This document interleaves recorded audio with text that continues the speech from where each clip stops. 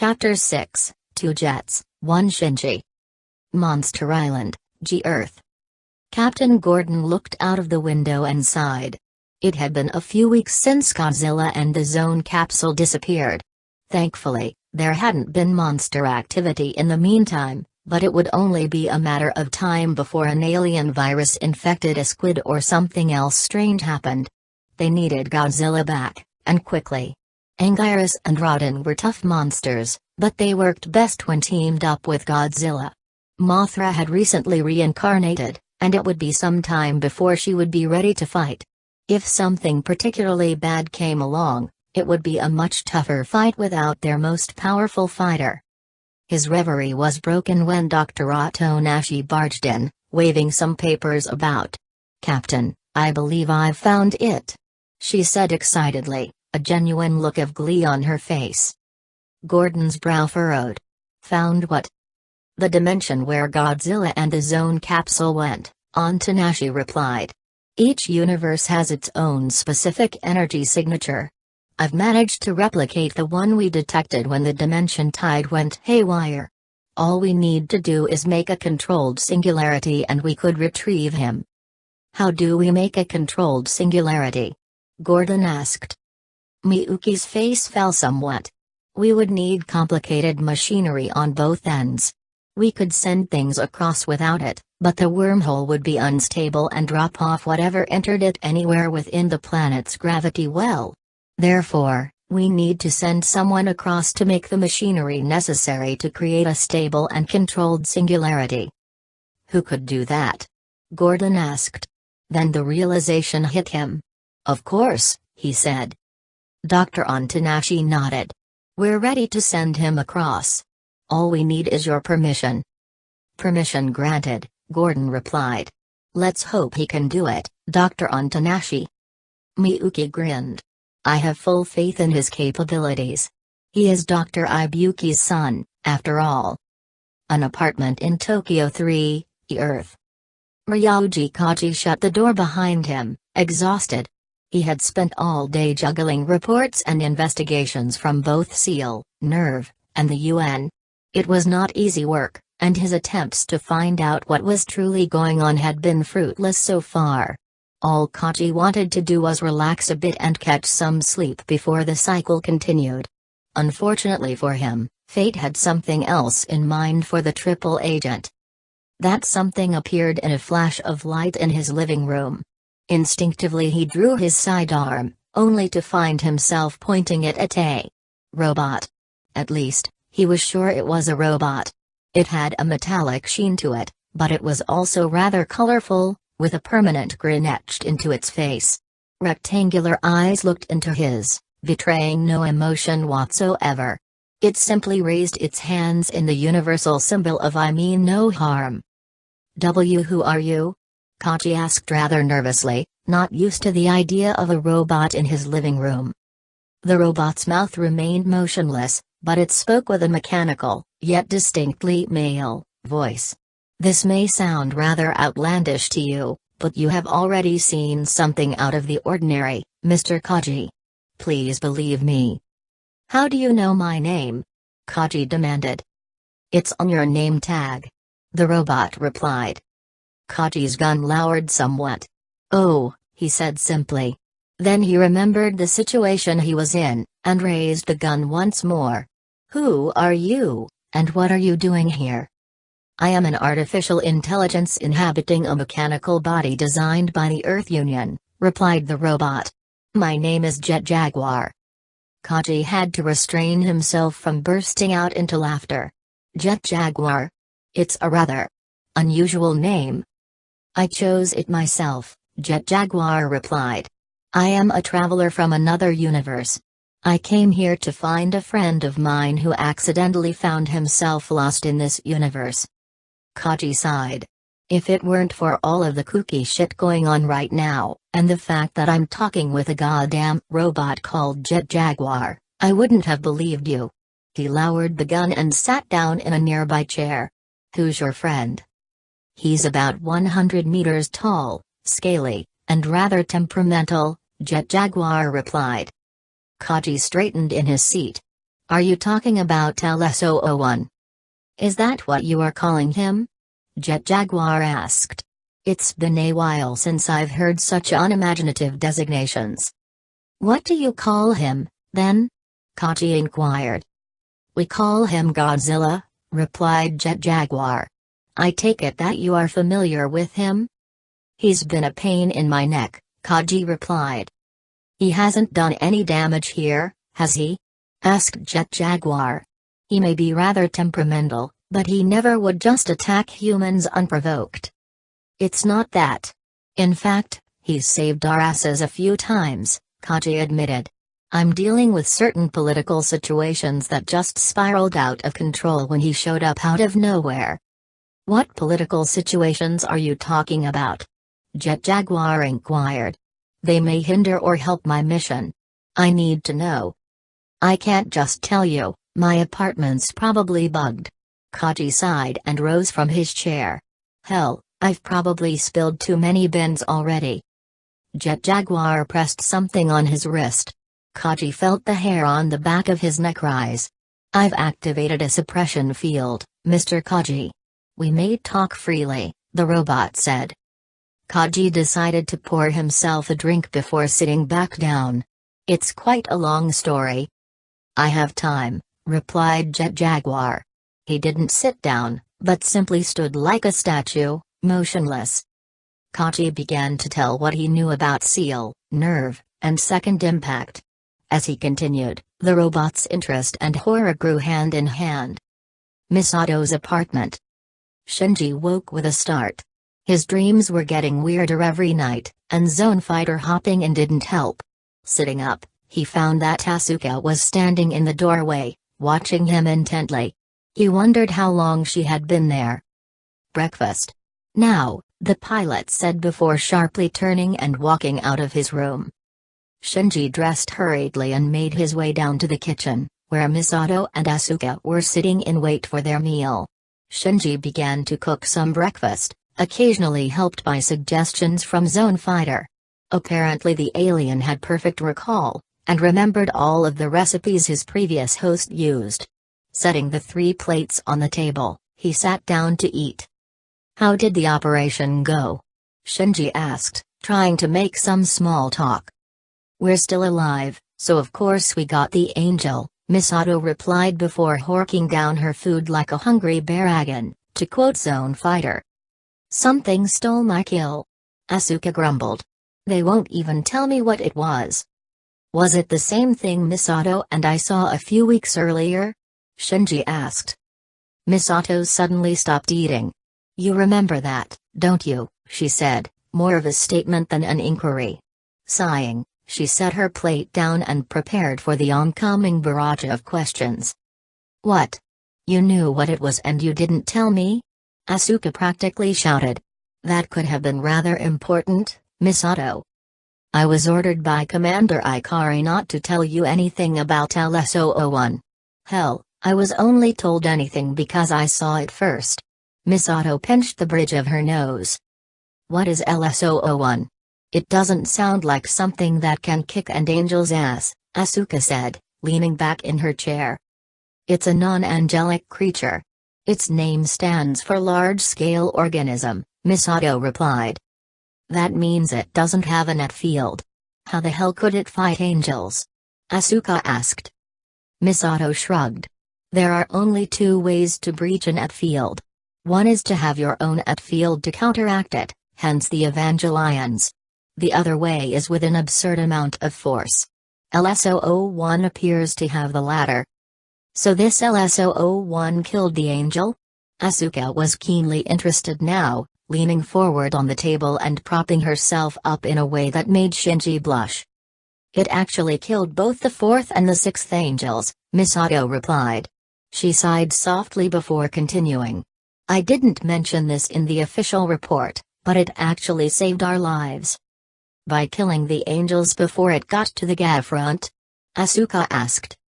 Shinji decided to enter the conversation. It's not that, he said, shaking his head slightly. When Misato came to pick me up, the military was fighting the angel. It swatted down a gunship and it was bearing down on us.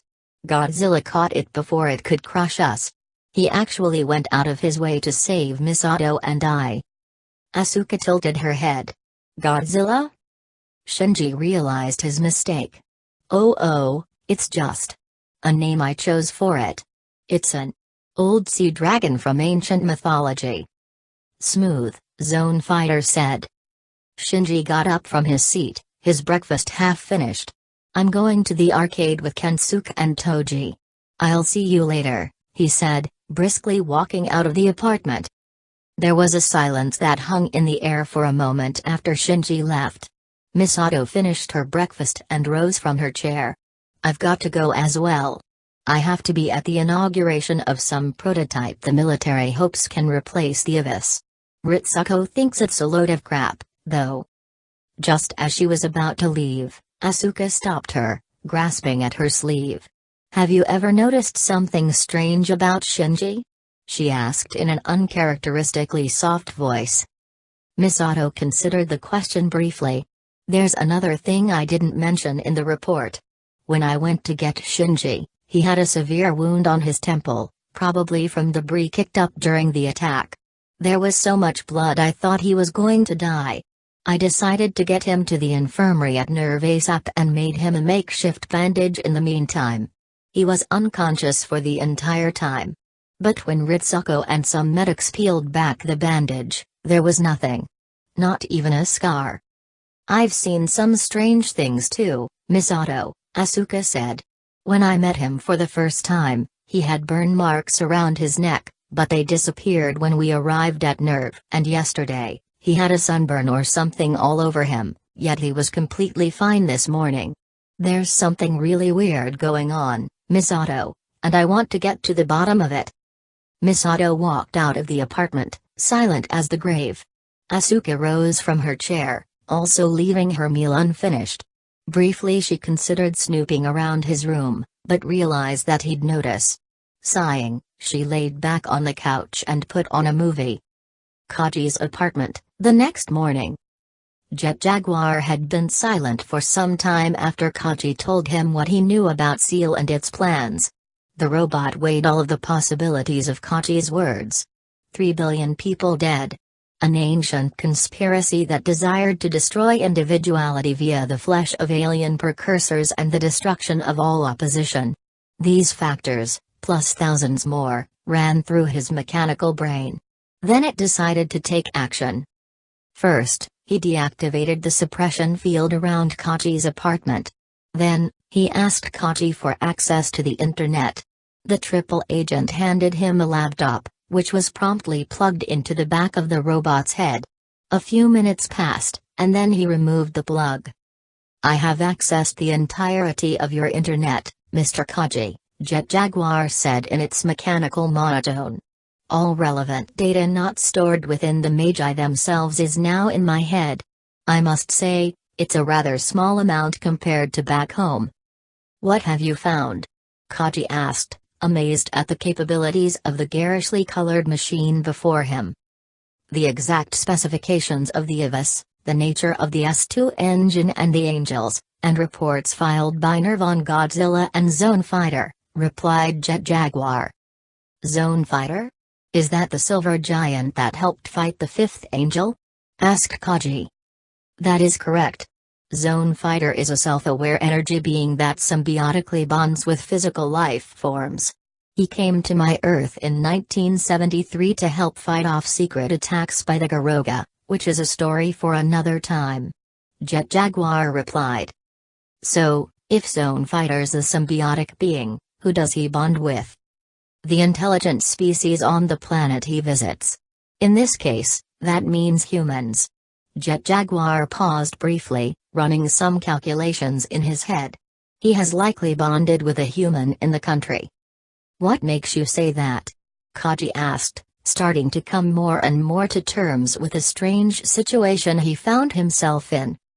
"Zone Fighter has certain limitations. Foremost, he usually only has enough energy to stay in giant form for a few minutes at a time. He also can only fly at Mach 1, the robot replied. Kaji's eyes widened. "Only Mach 1?" Jet Jaguar nodded. He is far from the fastest flyer back on my Earth. In order to respond to the angel attacks and have enough energy to fight, he must be within the country. Kaji decided to go along with that. Jet Jaguar was obviously more well-versed in the topic than he was. A funny thought struck him. You know, your name reminds me of another robot. The robot titled its head slightly. You mean the Jet Alone machine? I noted the similarity myself. My creator nearly named me Red Alone. It is quite striking. Suddenly, Kaji remembered something. It's testing today. It's also supposed to be sabotaged by nerves so it can't divert away funding. The robot considered Kaji's statement, then made its way to the window. Stay here, Mr. Kaji. I shall deal with the machine. As the robot suddenly flew away, Kaji wondered what he meant by that statement. Tokyo 3, the arcade. Toji and Kensuke were playing the newest addition to the arcade, some dancing game that Shinji found to be rather silly. Nonetheless, he was enjoying playing games with his friends. Sometimes living with Misato and Asuka was just too much. During their entire time at the arcade, Kensuke only talked about the giant laser-breathing dinosaur that had appeared and destroyed the angel, describing it with a childish glee. Toji was rather red in the face when Kensuke spoke of how the boy had fainted when it had appeared, but otherwise stayed quiet. Shinji found Kensuke's description rather comical, and Zone Fighter was still laughing. You should have seen it, Shinji, Kensuke said. I never thought I'd witness something as awesome as last night. Something tells me that the Red Devil wasn't too happy about some lizard stealing her thunder, Toji noted with a chuckle. Serves her right, considering how bitchy she is. Kensuke laughed as well, but Shinji stayed quiet. Sighing, he leaned back in his chair, enjoying his peace and quiet. That was when a TV in the corner, which had been playing the news, suddenly showed a rather large machine moving through the ruins of some city. The description at the bottom of the screen read Giant robot runs rampant in old Tokyo. Shinji sighed, figuring that all good things had to come to an end. When Toji jumped off the game and turned to tell Shinji that it was his turn, he found, to his surprise, that the boy was nowhere to be seen. Nerve HQ, Commander Ikari's office. Gendo watched the UN video feeds of the massive machine moving through the ruins of old Tokyo. So far, everything had been going to plan. It had malfunctioned at the proper moment, and was now making a beeline for Tokyo 2 with its reactor on the verge of meltdown. Do you think he will arrive? Fuatsuki asked behind him. I'm sure of it, Gendo replied, adjusting his glasses. This machine will prove to be full of surprises for our silver friend. Fuatsuki remained quiet, a slight frown on his face. He wondered if what was to come was really necessary to forward the scenario. Countless lives were at risk with this plan, and although he knew that the commander had little care for such things, he felt heavy in his heart. Something on the screen caught his attention once more. Just as they had anticipated, the silver giant had returned, standing in the way of the rampaging war machine. Had Fuatsuki been looking at Gendo's face, he would have noticed a slight grin underneath his tended hands. Old Tokyo. Shinji braced himself, preparing to struggle against the machine that was quickly approaching. He had considered using a meteor proton beam, but Zone Fighter had decided against it, pointing out that the machine had a massive nuclear reactor in its back. The idea of accidentally spreading radioactive material over a large portion of the country was not an appealing one. The robot was close now. Shinji rushed forward, ready to tackle the robot and halt its advance. He didn't see the fist heading for his face until it was too late. I must say, whoever reprogrammed the Jet Alone's friend or foe software did a marvelous job, Fuatsuki commented. Shinji reeled from the blow. Before he could recover, the robot hit him again, followed by a headbutt. Shinji fell to the ground, dazed. The robot advanced, its windows smashed and cracked from the headbutt. Before it could strike again, Shinji countered with a clumsy punch to torso, denting the armor considerably. Unfortunately for Shinji, the machine made no notice to the damage and began to pummel him again. After a couple of punches and kicks, it lifted him over its head and slammed him back down. Shinji rose, unsteady. His face was bruised under the helmet, and his ribs were groaning in pain. "Shinji, we need to get to its back. If we can push back in the control rods, the machine will shut down," Zone Fighter said. Heeding the alien's advice, Shinji flew upwards and landed behind the robot. Grabbing one of the control rods, he began to push it back in. It quickly slid into its slot. However, before he could move on to the next one, the machine twirled around and struck him again. Shinji fired a meteor missile from one of his bracelets, blasting off one of the robot's arms. The war machine responded with another headbutt. Shinji groaned. The machine showed no sign of slowing down, and he was already low on energy. There was little chance of him winning this fight. Nonetheless, he rose once more, ready to fight. "I mustn't run away, I mustn't run away, I mustn't run away," he told himself. As the robot advanced, it failed to notice the small shape flying into its control center via a broken window. Jet Jaguar was in a hurry. Zone Fighter was in enough trouble as it was, and the machine could have a meltdown at any moment. He ran to the control console and hooked himself into the computer. The AI was incredibly crude, it was a simple matter to override it and take direct control of the machine. Flexing his mental muscles, he prepared to move the massive machine he found himself in. Shinji braced himself once more. The robot raised its remaining fist, ready to smash him into the ground. The blow never came, however. The war machine froze, then set down its hand. Then it did something that surprised Shinji. It gave him a thumbs up, then began to walk away before it finally powered down. "I'll be damned," Zone Fighter said.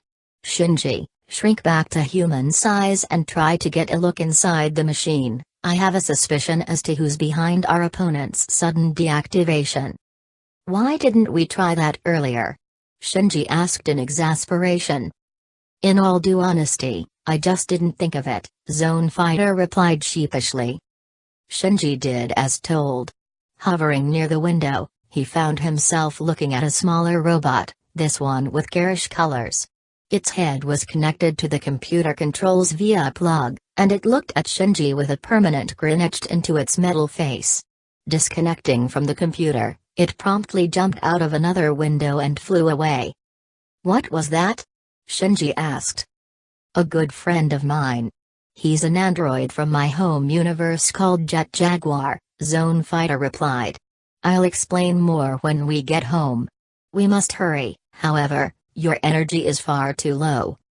Shinji nodded and began to speed away from the now inactive war machine, unaware of the cameras following his movement. Gendo suppressed the urge to grind his teeth. How could have some robot come out of nowhere and foil his plan? Now the silver giant was escaping what was supposed to have been its demise, and there was yet another unknown variable in his scenario. His angry musings were interrupted when Ritsuko entered his office, a stack of papers in her hand. She laid it in front of him, a nervous look on his face. Peering down, he saw Shinji's name on it. "What is this, Dr. Akagi?" he asked coolly, not allowing his anger to spill out from under his facade. "It's the third child's blood work, Commander. I've found something very unsettling," replied Ritsuko. "It appears that his DNA's been altered considerably by something. From a biological standpoint, he's no longer completely human." "What kind of changes to his physiology are we talking about, Doctor?" Gendo inquired, intrigued. "It's impossible to exactly determine without observation and experimentation, but I would say he now has advanced regenerative abilities and some enhanced abilities," Ritsuko replied, itching for a cigarette. "Have the third child brought in for more testing, Dr. Akagi. Use the pretense of another attempt to have him sync with Unit 01, Gendo commanded. In the meantime, continue looking for another possible pilot. Unit 01 is essential." Ritsuko nodded and left the room. Gendo leaned back in his chair, thinking. Shinji, what are you hiding? He murmured. Misato's apartment. Shinji collapsed on the couch, exhausted and battered. According to Zone Fighter, the bruises would clear up within the hour, enough time for Misato not to be suspicious. It wasn't much consolation, considering how much pain he was in at the moment. Why am I doing this? He asked himself. Because it is the right thing to do, Shinji, Zone Fighter interjected. Would you really have just let the robot have a meltdown and endanger millions? I'm sick of doing the right thing. I'm no good at it. I've almost died 3 times and gotten the crap kicked out of me, Shinji retorted. It's easy for you to say, you don't have to actually do the fighting, you just lend some energy. He felt himself getting angrier, weeks of pent-up feelings pouring out. I didn't want any of this.